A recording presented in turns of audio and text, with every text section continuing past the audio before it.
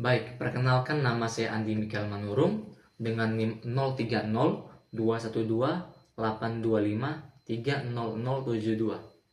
dengan nomor urut 6. Jadi kali ini saya akan mempresentasikan isi esai saya yang berjudul Fenomena Penggunaan Kata Cuk di Kalangan Remaja Gen Z.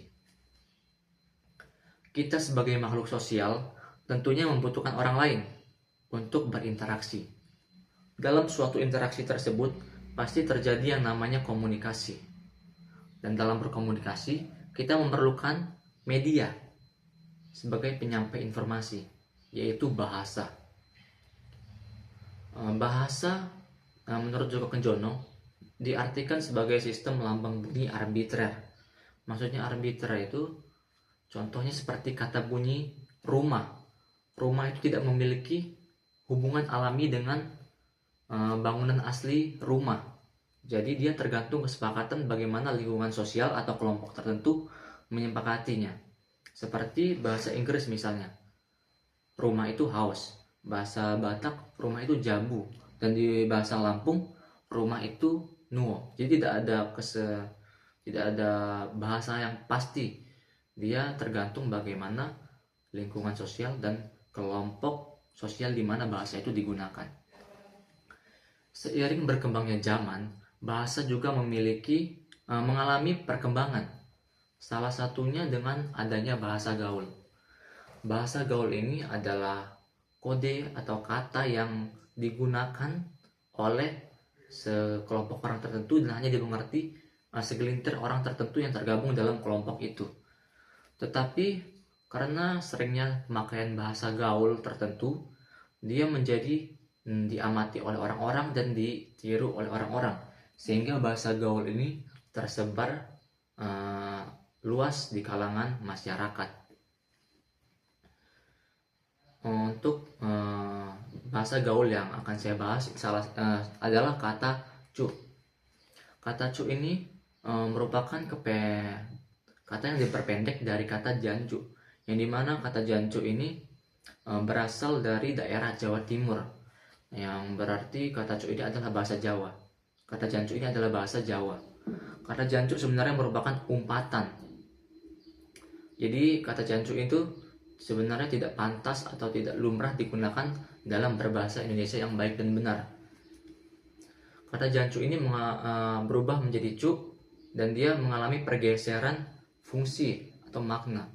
Saat dia menjadi kata cu, dia yang awalnya menjadi umpatan berubah menjadi tanda sapaan, tanda keakraban, atau juga bisa digunakan untuk menyampaikan bagaimana perasaan si penutur. Dia bisa berarti sedih, marah, senang, dan lain-lain, tergantung bagaimana intonasi dari sang penutur ataupun juga bagaimana situasi kondisi saat kata cu ini digunakan. Kata cu ini bisa memiliki dampak positif dan juga dampak negatif saat digunakan. Yang menjadi dampak positifnya adalah saat kata cu ini digunakan kepada teman yang akrab, seseorang itu akan merasa diistimewakan saat dipanggil dengan kata yang unik. Dengan kata lain, kata cu ini bermanfaat saat di bidang menjalin hubungan relasi dengan orang lain. Untuk bagi penutur, kata cu ini membuat dia merasa lebih percaya diri saat menggunakan kata cu ini.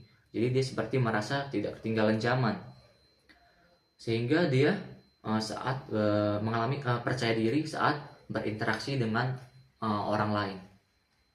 Selain memiliki dampak positif, tentunya juga kata cu ini memiliki dampak negatif.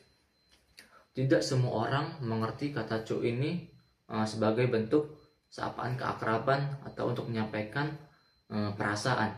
Tetapi di kalangan yang lebih tua, generasi yang lebih tua, kata cu ini masih berarti saat digunakan, generasi yang lebih tua akan merasa bahwa kata cu ini masih tidak pantas, tidak sopan digunakan, sehingga saat digunakan di situasi kondisi yang tidak tepat akan menimbulkan kesalahpahaman.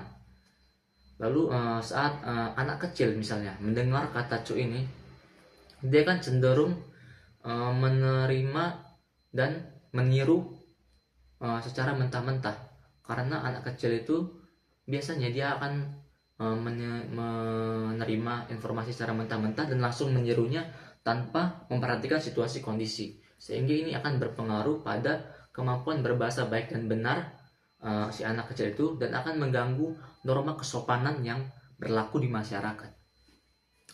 Jadi untuk kesimpulannya, kata cu ini merupakan kata bentuk perkembangan bahasa gaul yang ada di masyarakat. Kata cu ini berasal dari kata jancu yang merupakan bahasa Jawa. Dia mengalami pergeseran fungsi dari yang awalnya umpatan menjadi bentuk sapaan tanda keakraban, atau juga bisa untuk menyampaikan perasaan si penutur, tergantung bagaimana situasi kondisi dan intonasi sang penutur. Kata cu ini juga memiliki dampak positif dan juga dampak negatif. Dia tergantung situasi kondisi dan bagaimana kita mengaplikasikannya di masyarakat sesuai norma kesopanan yang berlaku. Jadi menurut saya kata cu ini tetap boleh saja digunakan, tetapi kita harus memperhatikan situasi kondisi, di mana, kapan dan kepada siapa kita menggunakan kata cu ini. Oleh karena itu kita harus memposisikan diri sebagai orang yang menggunakan bahasa Indonesia yang baik dan benar, sehingga kita bisa menempatkan kata cu ini di situasi kondisi yang tepat, sehingga kita dapat berkomunikasi dengan baik kepada orang lain. Mungkin sekian presentasi dari isi esai saya. Saya ucapkan terima kasih.